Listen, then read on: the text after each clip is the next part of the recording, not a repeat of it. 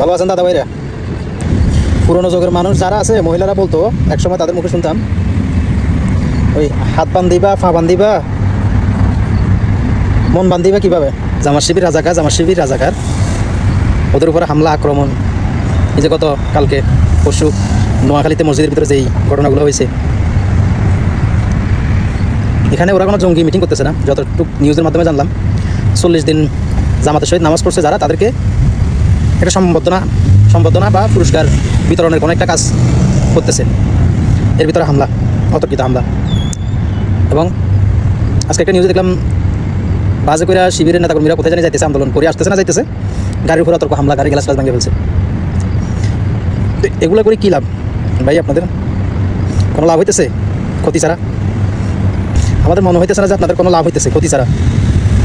আপনারা এগুলো যত বেশি করবেন, তত আপনাদের জনপ্রিয়তা ডাউনের দিকে যাবে। অতএব এই ধরনের ট্যাগ দিয়ে কোনো লাভ নেই। জামাত শিবির রাজাকার, এই মুহূর্তে বাংলাদেশ আর হাবিজাবি যেগুলো আছে, এইসব ট্যাগ দিয়ে এখন আর এগুলো মানুষ খায় না, বুঝছেন?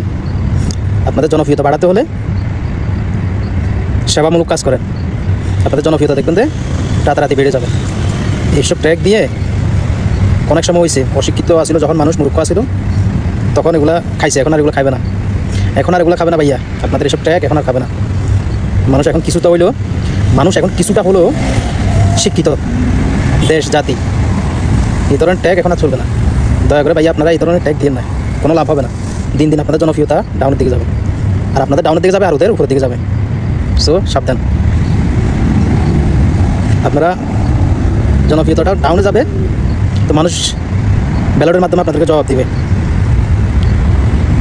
যেভাবে বিশ্ববিদ্যালয়গুলো নির্বাচনে দেখছেন না, ব্যালটের মাধ্যমে, ব্যালট পেপারের মাধ্যমে জবাব দিছে, ওইভাবে আপনাদেরকে জবাব দেবে, ব্যালটের মাধ্যমে জবাব দেবে আপনাদেরকে। সো আপনারা যা করতেছেন, আশা করি বুঝতে পারছেন আমি কাদের উদ্দেশ্য করে বলতেছি। তো যত ধরনের চাঁদাবাজি আছে, হাট বাজার, লঞ্চঘাট, পৌরসভা, টোল ফেলা জালই, এখন তো ডাকাতি শুরু হয়েছে। তা আপনারা এগুলো করবেন, আপনাদের সাথে ফ্যাসিস্টের আমলে যারা আছে তারাও সুবিধা নিতেছে। দেখতেছেন দেশের ভিতরে কীভাবে অগ্নিকাণ্ড হইতেছে, এগুলো কার মাধ্যমে হইতেছে? কিছুটা হলেও জাতি বুঝতে পারতেছে এগুলো কাদের মাধ্যমে হইতেছে। এই ধরনের কাজগুলো দেশের ভিতরে একটা অরাজকতা সৃষ্টি করার জন্য চাইতেছে নির্বাচনের আগে। সেটা আপনারা সবাই সাবধান থাকবেন। এই অরাজকতাটা চলবে নির্বাচনের আগ পর্যন্ত। এরা ফ্যাসিস্টের দোষর যারা আছে তারা এগুলো চালাইতে থাকবে। তো সো এই জামাত শিবিরের পিছনে না লাগিয়া আপনারা এই দিকে খেয়াল রাখেন। দেশের ভিতরে যতগুলো হয়েছে, চুরি ডাকাতি, গরু চুরি, অমুক চুরি, সমুক চুরি, এসব দিকে ফাললে এগুলো গার্ড দেন। রাত্রে নাইট ডিউটি করে, চৌকিদারি ডিউটি করে এগুলো পাহারা দেন। সেবামূলক কাজ হবে, আপনাদের জনপ্রিয়তা বাড়বে। এসব ট্যাগ দিয়ে মিছিল মিটিং করে কিছু হবে না, জনপ্রিয়তা বাড়বে না, কমবে।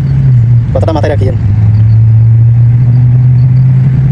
সব ভালো থাকবেন, ভিডিওটা ভালো লাগলে শেয়ার করে দেবেন, আর আমার ইউটিউব চ্যানেলটা সাবস্ক্রাইব করে দেবেন।